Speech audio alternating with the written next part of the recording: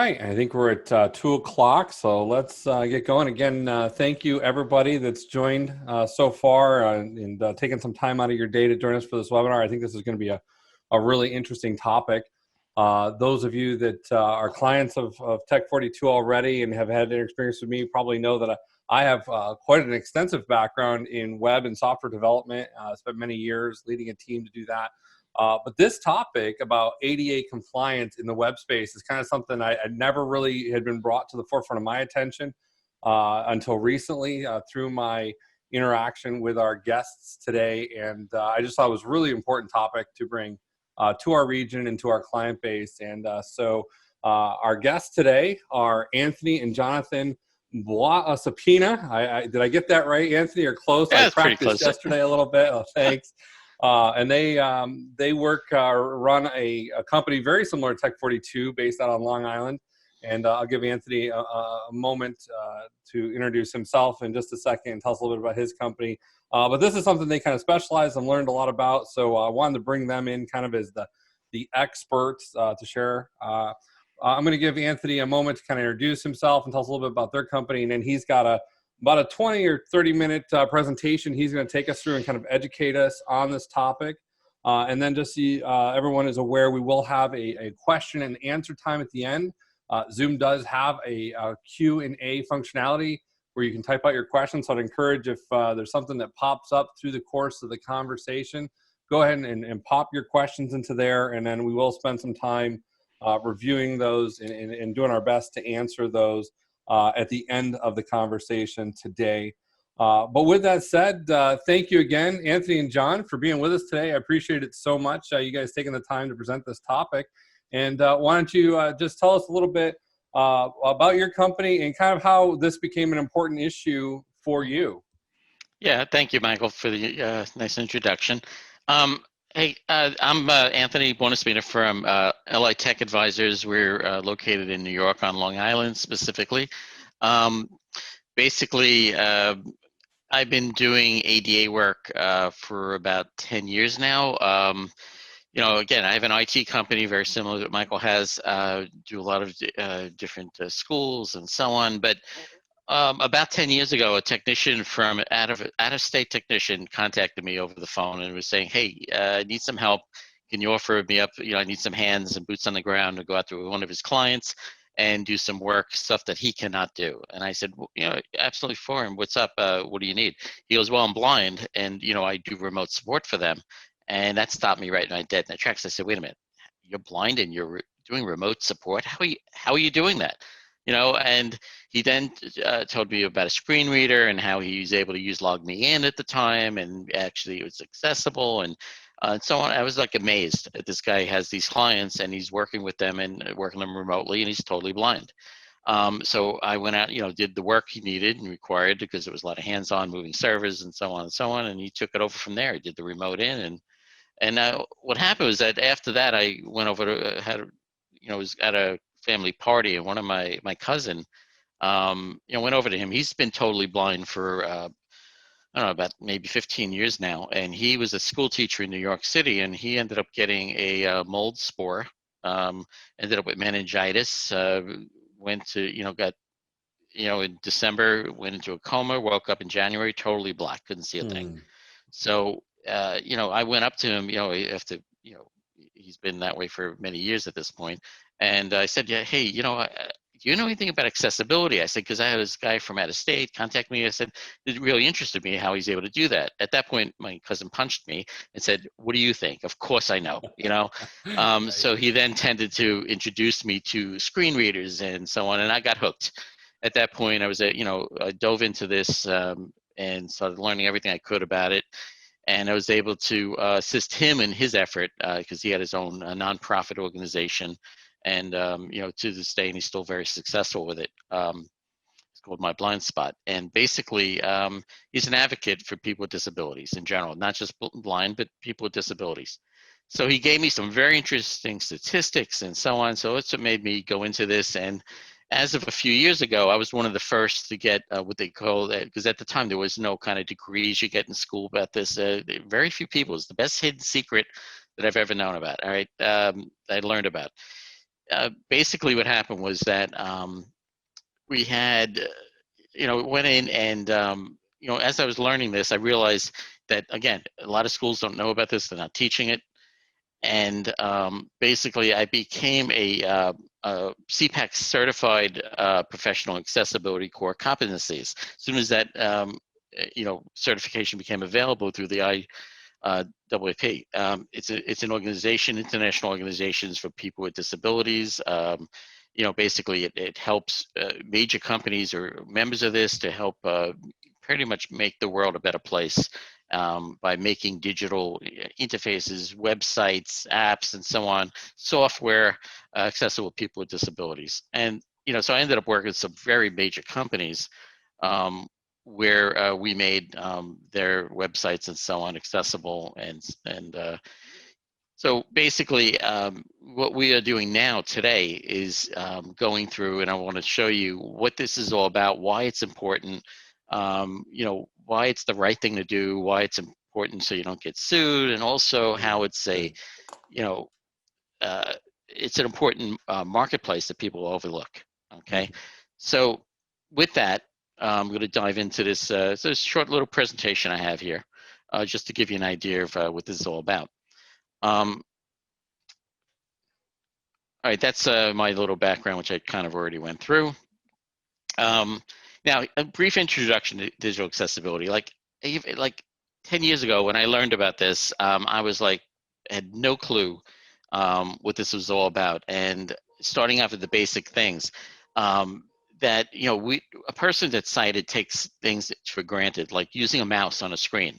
A person that's blind you cannot use and move a pointer, so they have to use the keyboard. A very simple task sometimes can take hours for a person with disabilities when it doesn't have to. So that's what this is all about, is trying to make the world more accessible for all people, not just people with disabilities. And again, accessibility is intended for all users, regardless of accessibility and disability, really. I mean, think about even closed captioning on a TV. That's very important because that helps everyone. You're in a bar and you want to watch TV, you can actually see what they're saying. Late at night with kids and so on, you can mute everything and see what's going on. But that's a side benefit of that accessibility feature that was put in for the people that are deaf. Also, pretty much, I'm going to go through, here's the next screen here. There we go. Like I said before, about having your world at your fingertips, it's fine, assuming that you can see the mouse on the screen, hear the audio, and so, in other words, not having a disability of any kind. The types of disabilities there are, you have visual, auditory, mobility, and cognitive. Now, visual typically covers about 90% of the spectrum as far as accessibility goes. If you're blind and you're trying to make a website accessible, you've pretty much covered about 90%. If you make it accessible for somebody that's visual impairment, you've done a good job. But there's other accessibility like mobility, paralysis, and so on. You tend to use, you can see, but now all you can do is use maybe a clicker or so on to basically move through a menu and so on. So that needs to be addressed as well, because you want to be able to see where you're at on the screen. There's something they use, it's called a keyboard switch interface for that. They can actually click through. Okay, I am jumping too fast on these slides, but here we go. To give you an idea, here's another thing that startled me when I first entered this arena. How many people are really affected by this? I mean, in this country alone, there's 25 million people that have a severe visual impairment, basically blind, macular degeneration, losing their eyesight in some way or another. When you're talking about as far as how many people you're dealing with worldwide, that's 350 million people now that are visually impaired. That's not including all the other disabilities. When you add them all together, you're talking about 1 billion people. That's a lot of people. It's basically the size of China. Okay. The other piece of it too, which I tell businesses all the time, I said, this is not just doing the right thing or avoiding a lawsuit. It's also a marketplace. I mean, you're dealing with a marketplace that has $8 trillion disposable income.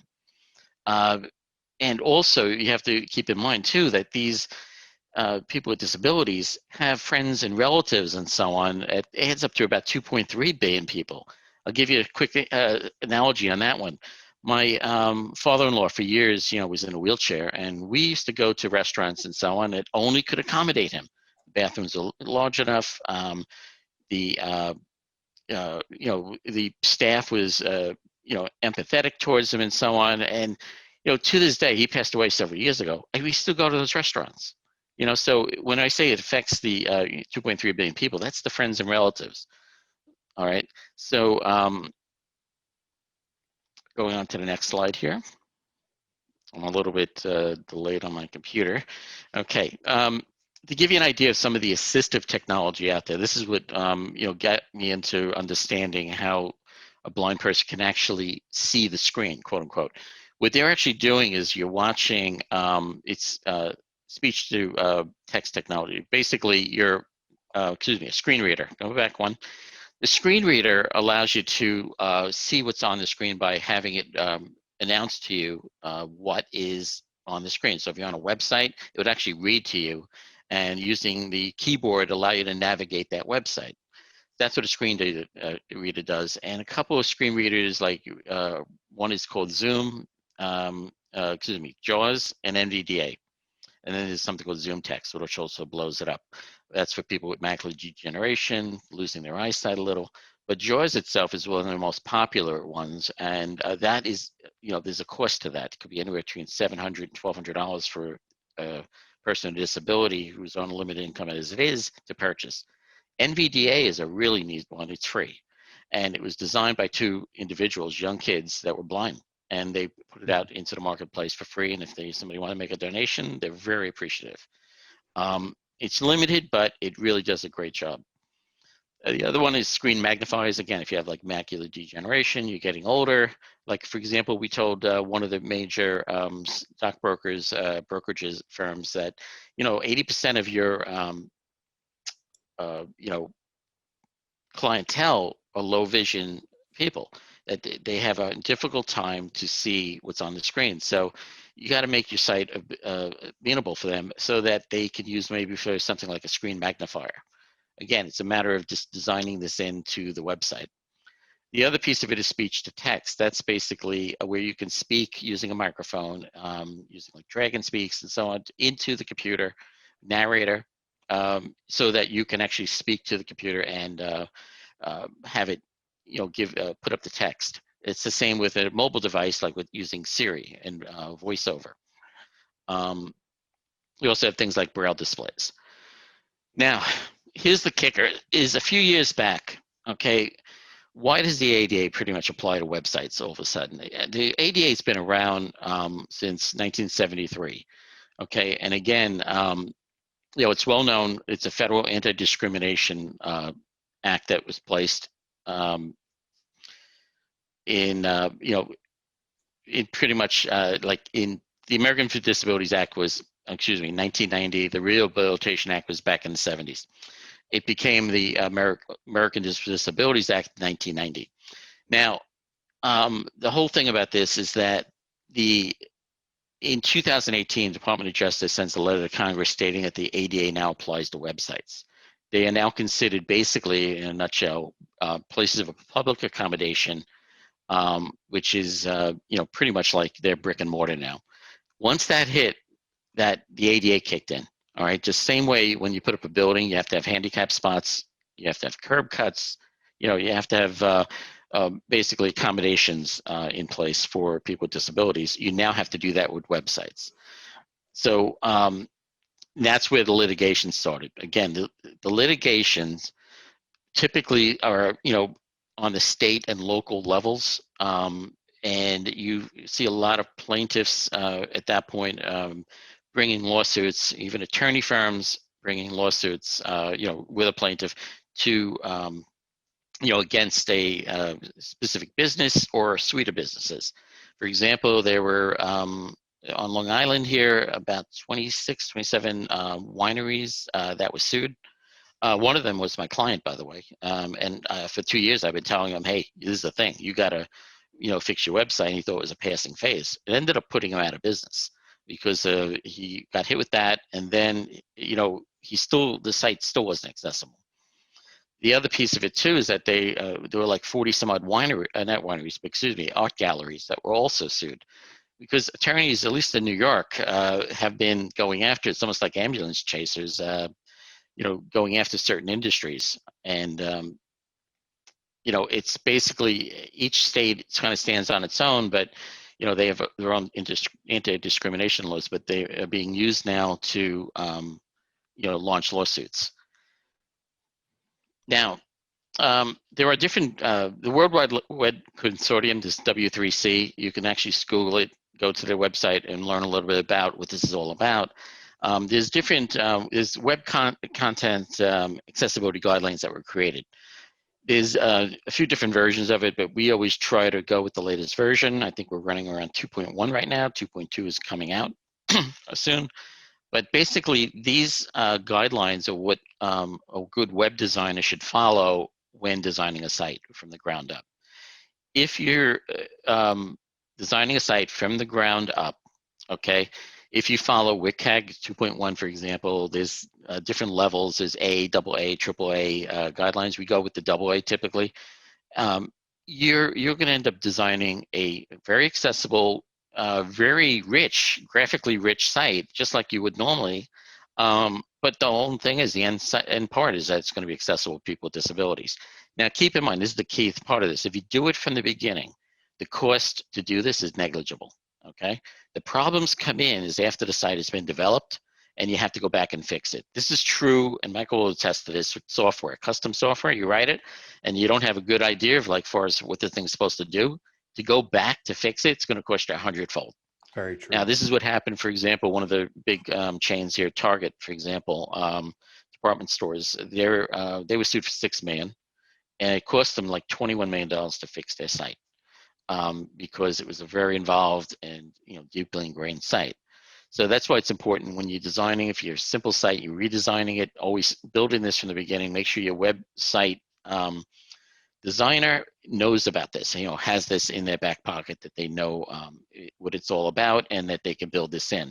And more importantly, after it's built, to maintain it. And when something goes up, that they make sure it's put up there with accessibility in mind. Now, because of this, litigation and so on, we basically have one lawsuit happening pretty much every hour. Now, this data is a couple years old now, but the average lawsuit settlement has been between, again, this is for smaller companies, between like $10,000 and $50,000 actually. What that means is that somebody would come in, with an attorney firm with a plaintiff, come in, sue, send you a letter, request some money, and then go away, and then expect you to fix the site. Now, it's very important that you start immediately remediating and fixing the site and making it accessible, because 25% of all sites that were sued will get sued again the same year, all right, because if you're not compliant. And then every time you get sued, you get the requirements can become stricter, okay? So it's very important to, evaluate your site. And this is not just restricted to like the huge sites anymore. This is not the big box retailers and so on. These are even little mom and pop stores now that are getting hit. Now, as I was saying before, about 25% of all lawsuits, happen again if you don't act fast. So you need to, make some, take some action at that point. The main targeted states, now, again, all the states, and even worldwide, this is a thing, okay? It's not just the United States that has this happening. Every entity out there, every country and so on has their own, criteria to fall back, but a lot of it goes back to the W3C and the WIK 2.1 AA guidelines.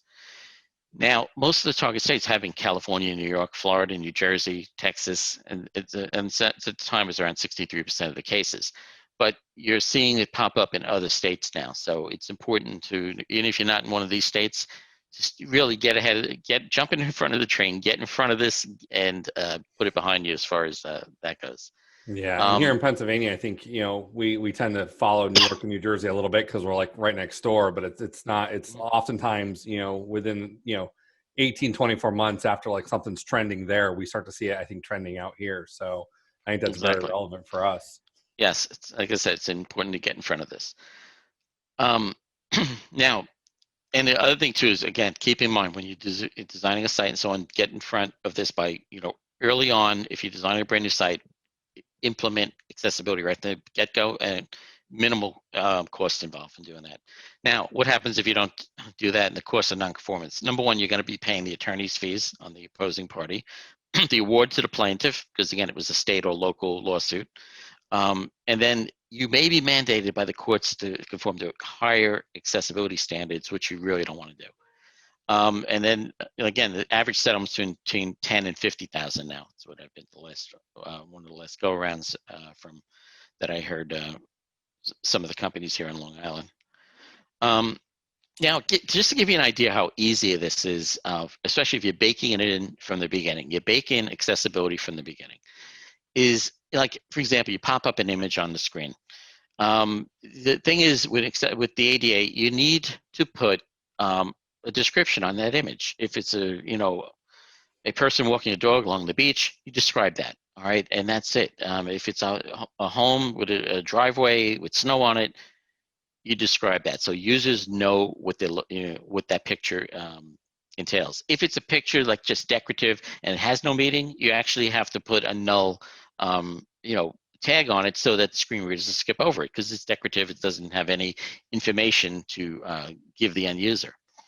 The other piece of it too is like keyboard access. You have to make sure that you're using the keyboard. You're not using the mouse, and typically it can be using the tab key, the enter key, the arrow keys. And as you're doing that, you should have a visual indicator to show where somebody is on the screen.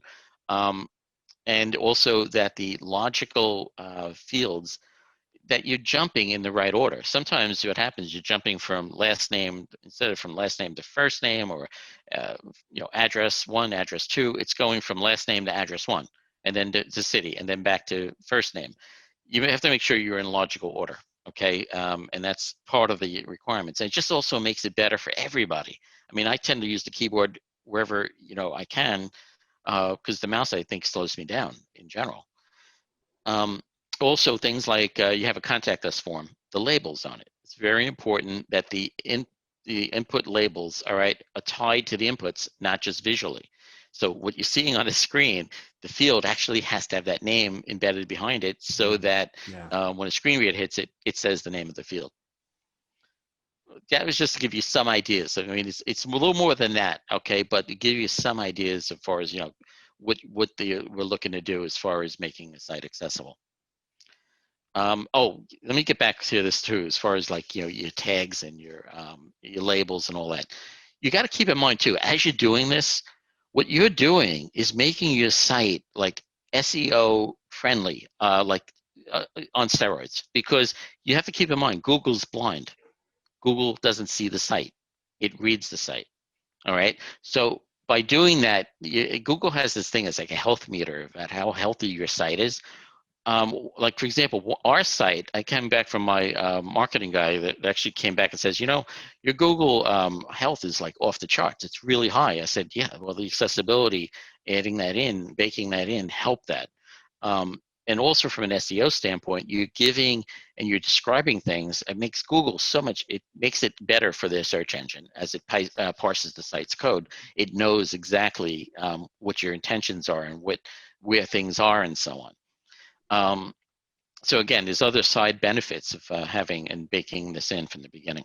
Yeah, that's really interesting because that's from a software development standpoint. I would consider that just good user interface design. But it is amazing how often we walk into stuff and it's like you're hitting the tab key to go to the next field, and it's just like it just doesn't go where you expect it to go. And so it's not just for ADA. It's like that's really just good design to make a website really usable and user friendly. But very important. But accessibility benefits everyone, even the curb cuts. I mean, they were put there for people with wheelchairs and so on, but now you got, mothers pushing their kids around in baby carriages and so on, strollers. They can use those curb cuts. Delivery people, they don't have to go up a sidewalk anymore. They can use those curb cuts. I appreciate them when I'm riding my bike too. Yeah, so side benefits. But Yeah. generally, that's what happens when you're making it accessible. You're just making it easier and better for everyone. And here's another thing, it's a very important piece of it. 85% of everybody that's disabled that's out there got that way after they were born. Hmm. Okay, I mean, and your life can turn around in a minute. Suddenly, you're in a community that you had no intention of joining. So you're by having these tools available, like my cousin even says to today, he says if he was to go blind, this is the time to do it. If it was 100 years ago, he'd be on the corner selling pencils. Oh yeah. Wow. So now is the time. He is extremely functional and active, and he could type and dictate an email faster than I can ever. And he would respond to emails immediately. I mean, he's amazing. So the tools are there now, and it's a matter of making sure that all the technology that's out there is designed in accordance with just the guidelines, and so that everybody can take benefit of it. Okay, so now what proactive steps can you take? Give you an idea. There's a lot of automated tools out there. Okay, there's one of them is called the Wave Accessibility Tool. And by the way, this slide deck I'm making available, there's a link on it, and Michael could share that out. Will But do. Wave Accessibility Tool, it's from WebAIM. Basically, it allows you to do it does a quick check of like the home page and like a subsequent one page at a time. It doesn't do the whole site, because it's a free tool. But it does a quick check to give you an idea of how bad the site is. And again, when you do, it's like I'd like to call it a litmus test, all right? But the bottom line is it's going to give you the accuracy is like 40 to 50%. It is false negatives, false positives, and you really need somebody that knows what they're doing, preferably a CPAC certified accessibility expert, to look at it to tell you if you really, something you should worry about or not. The other thing too is most lawsuits start they start with the lack of understanding of assistive technology, and this holds very well true on the front line. The people that are answering the phones at your company, the quality assurance people, anybody that's interacting with the public. There was a hotel chain that had recently put up a job application form.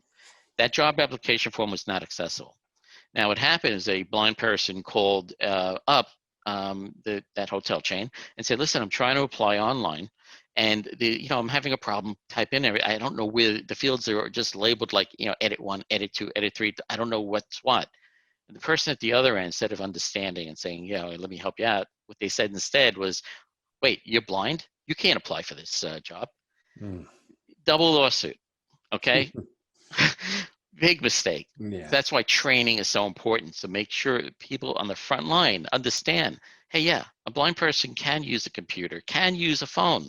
iPhone is one of the most accessible devices out there. It's amazing.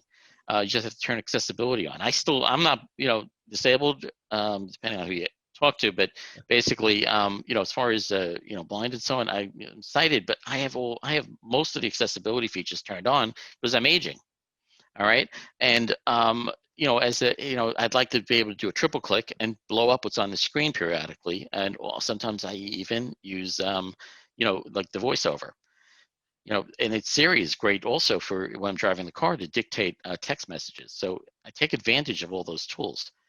But my point is that the person answering the phone needs to be empathetic towards the person that is having the problem, because that could have been 180 degrees turned around by the person answering the phone, telling the person, said, "Listen, I understand. We're working on fixing that site. Just so you know, we are aware of it.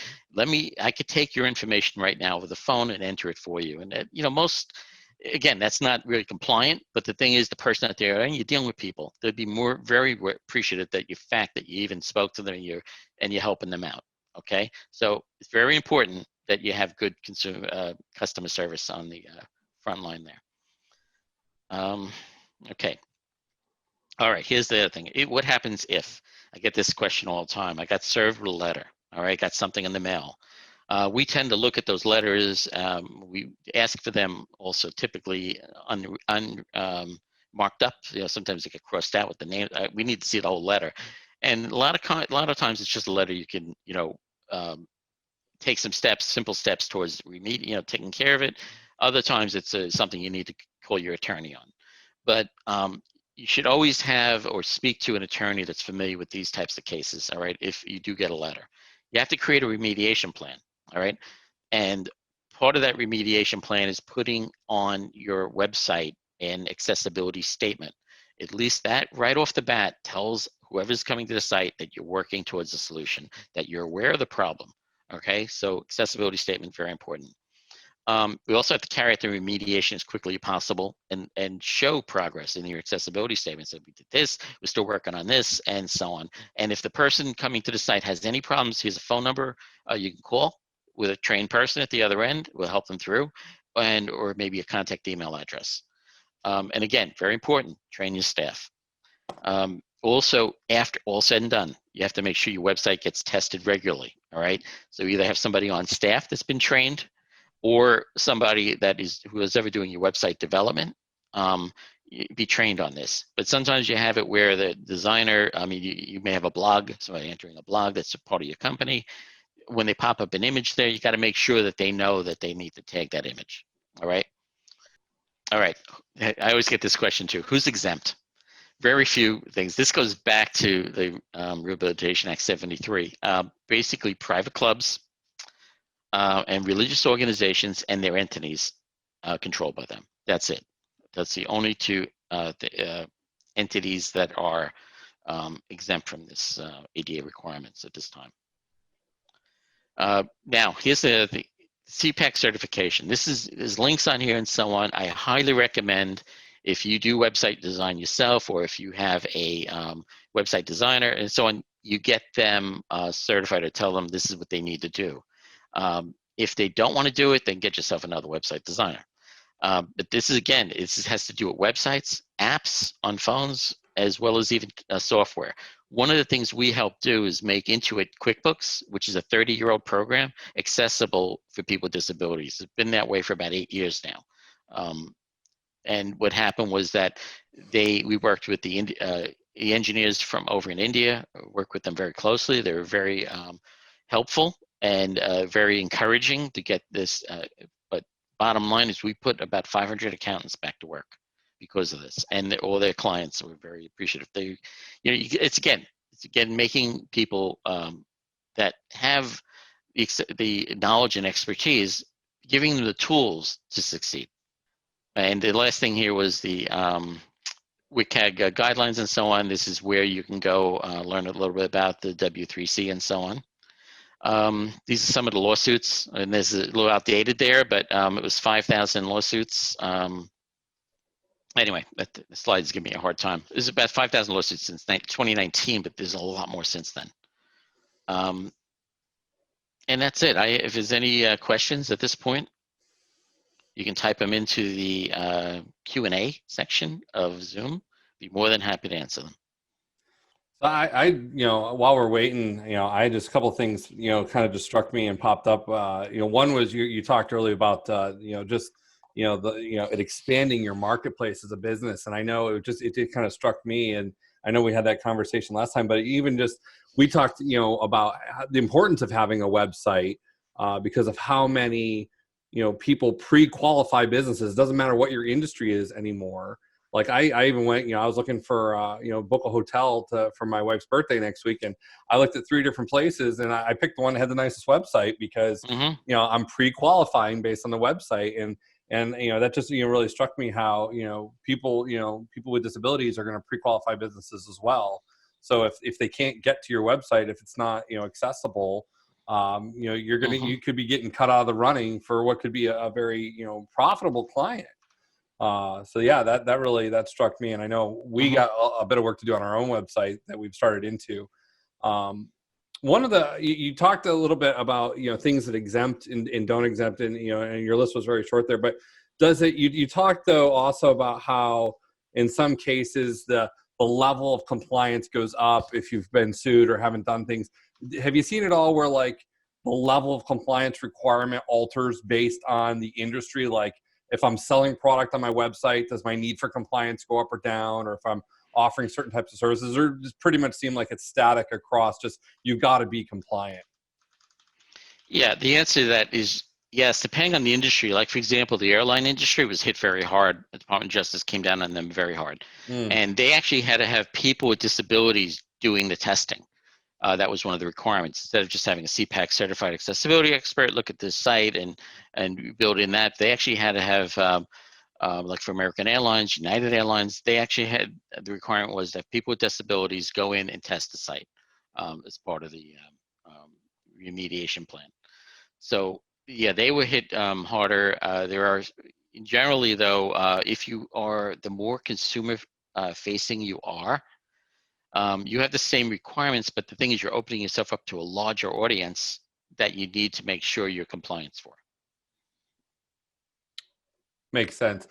We have I just noticed in the chat there we had a request to put the 5 steps back up, but then I saw you provided the link. So anyone who wants to see that any part of the presentation, I just encourage you to grab that.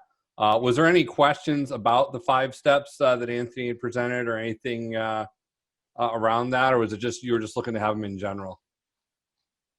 And so I'll put that back out to Marcy, who asked that question. I got another question that just came in. I am far from a web designer, but was tasked with maintaining our site after the design vendor handed it over to us. I'm positive it was compliant at the time, but I've since made updates. Naturally, I want to audit our site. Where do I start? Yeah, that is a good question. You know, as far as where you need to start, if you are the person in charge of this, all right, you really should start by looking at the standards, going to the W3C, and actually, you know, learning the WCAG standards yourself. And if you want to even become, you know, a CPAC certified accessibility expert, go for it. Education is never a bad thing.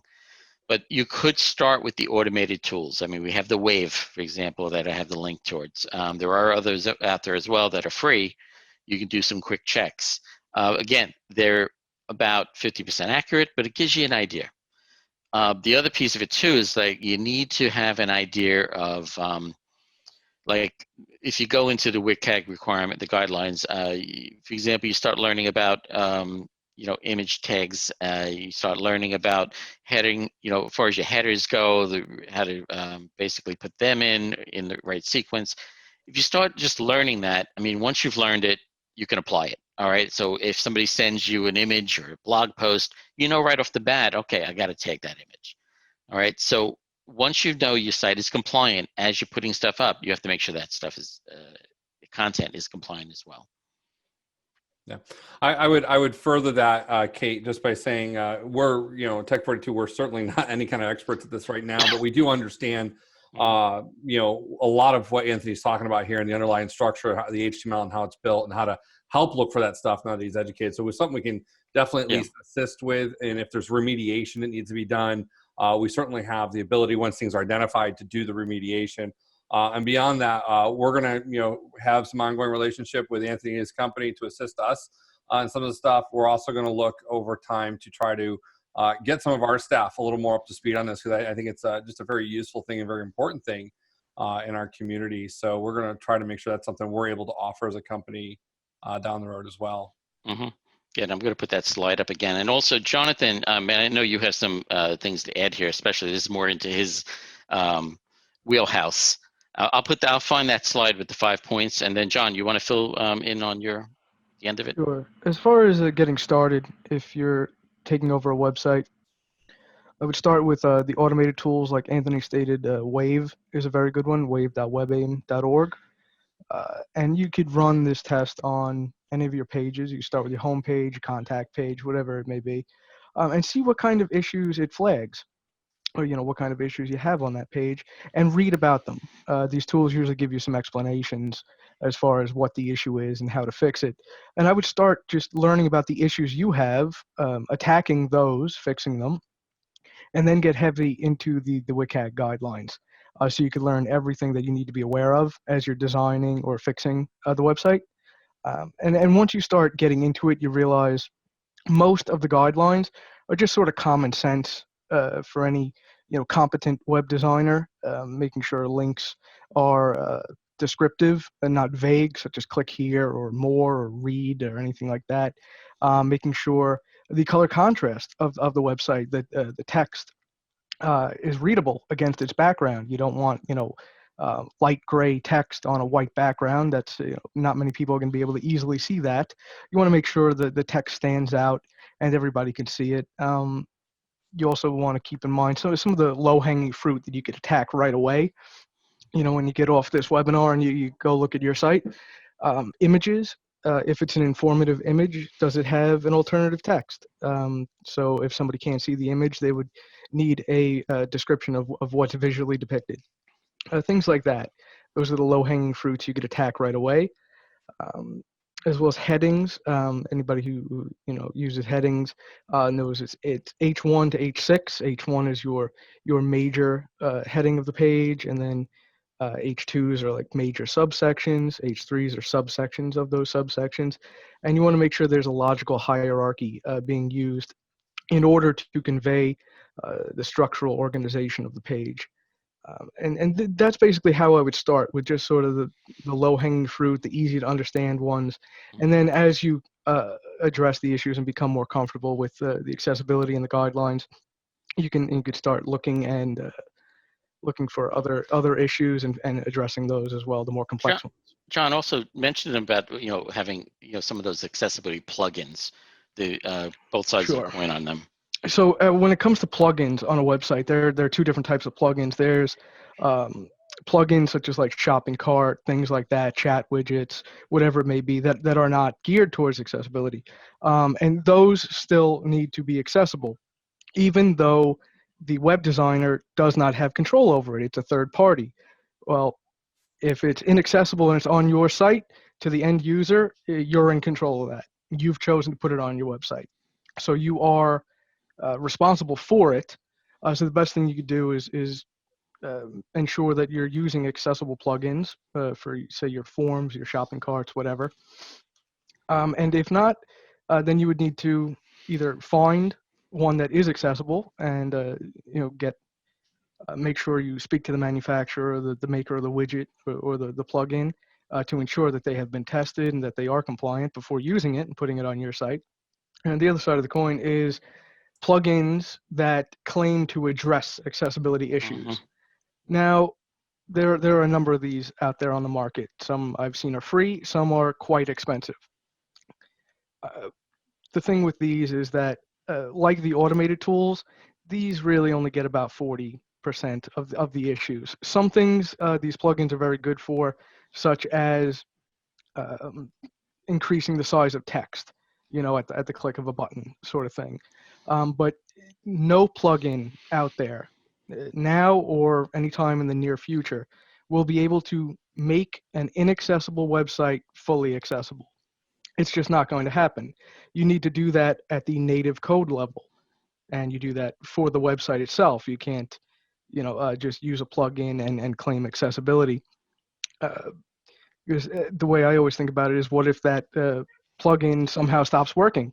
Even if you're using it to claim accessibility, what if it stops working, and then in that interim where it's not working, somebody comes to your website, sees that it's inaccessible, and just like that, you can get sued. So I would not rely on anything third party for your accessibility. That needs to be in-house, baked in from the start, and it needs to be under the web designer's full control. Mm-hmm. Yeah, and like what John was saying too, you have if you have a WordPress site, WIK site. Now those two,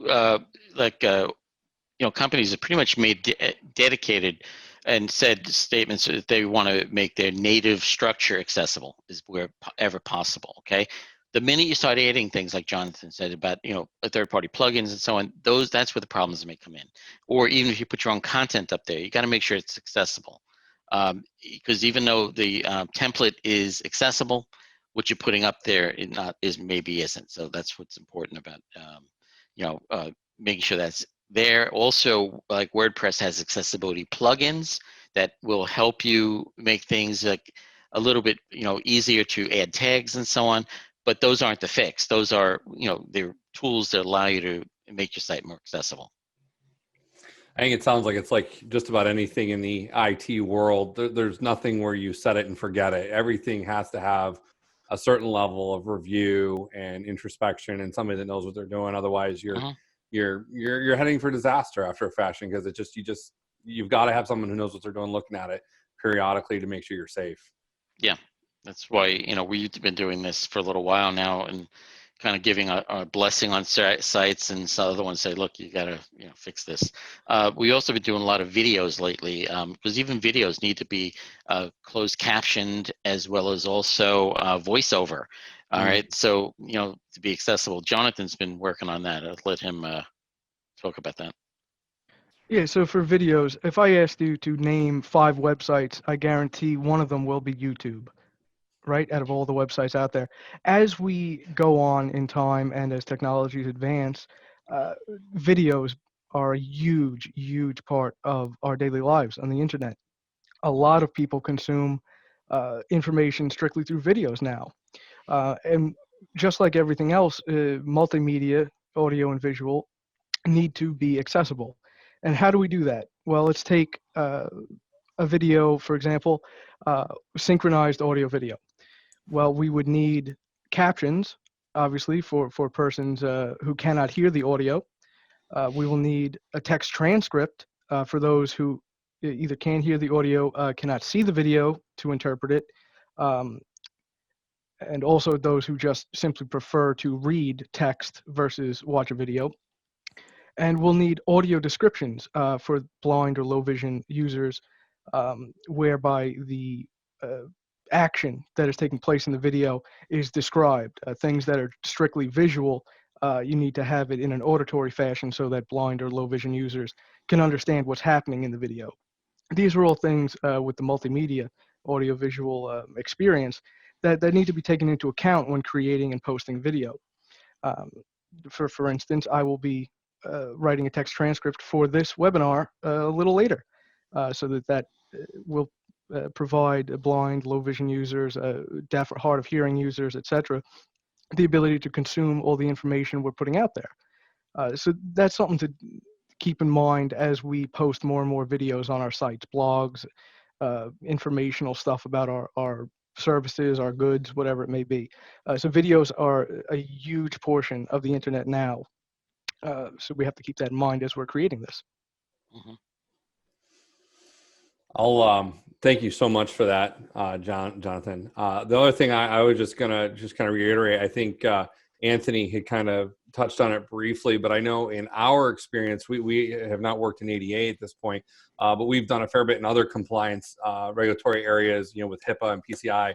And the one thing that we've learned over and over again with any kind of auditors or any kind of legal process is if you can show that you've thought about it, you've showed that you've built a remediation plan, and you're actually working towards it, you're always going to end up better than if you've totally ignored it. I'm not saying you're going to get yourself off the hook, but auditors and anyone from a legal perspective is always going to give you, a little bit more of the benefit of the doubt if you show that you've tried and hey, I have a plan. Maybe it's going to take me 6 months to accomplish the plan, based on costs and how big the project is, but I'm making increments toward it and I have a plan. Always plays so much better with those entities than having nothing at all. So I would encourage you, from that standpoint too, is, at least make a start, even if you can't do it all at once. Mm-hmm. Exactly. All right, gentlemen, John, Anthony, anything else you want to add? I think this has been absolutely terrific, but don't want to cut you off if there's something else, you're thinking you got to say. I could add in one last thing, and this will definitely help ward off, like Anthony was saying, those drive-by lawyers, which we all hate. But it also make a great impact on your website. Is one of the first things I tell any of our clients to do is put up what's called an accessibility statement, and essentially this means you're telling the end users, all your visitors to your website, hey, we're aware of this thing called digital accessibility. Mm-hmm. We are actively working on making our site compliant. And if you have an issue, here is how to reach us. We want to hear your feedback. That way, you could bring issues to our attention and we will address them or assist you in any way, you need to be assisted. And I usually tell our clients to house this on its own separate page, dedicated web accessibility page on their site, and have a link in the footer of every page on the site. Usually where you put like the terms and conditions or privacy policy link, things like that. Just put a little accessibility statement link there. And just so you're essentially extending the olive branch to the end user who may or may not have an issue. But for persons with disabilities, I know for a fact this is something a lot of assistive technology users look for immediately upon going to a website they've never been to before. And again, it's just a good thing to give your end users, even if you are not 100% compliant, even if you're not 50% compliant. It just goes to show you're aware and you care and you're actively working towards making yourself accessible. And it's just a positive thing to have all around. No negatives to it. It's really good. Thank you. Yeah. All right. Well, we're a little longer than we thought, but hey, guys, I think the content has been so terrific. It's been really informative and educative. Thank you for all of our attendees that joined us today, and for those that asked questions. Thank you so much. And just one last time, John and Anthony, thank you so much. Appreciate your time today. Appreciate your expertise and sharing it with us. And this has been just super valuable. And I'm just going to say goodbye to everybody, and thanks for attending. Have a great rest of your afternoon.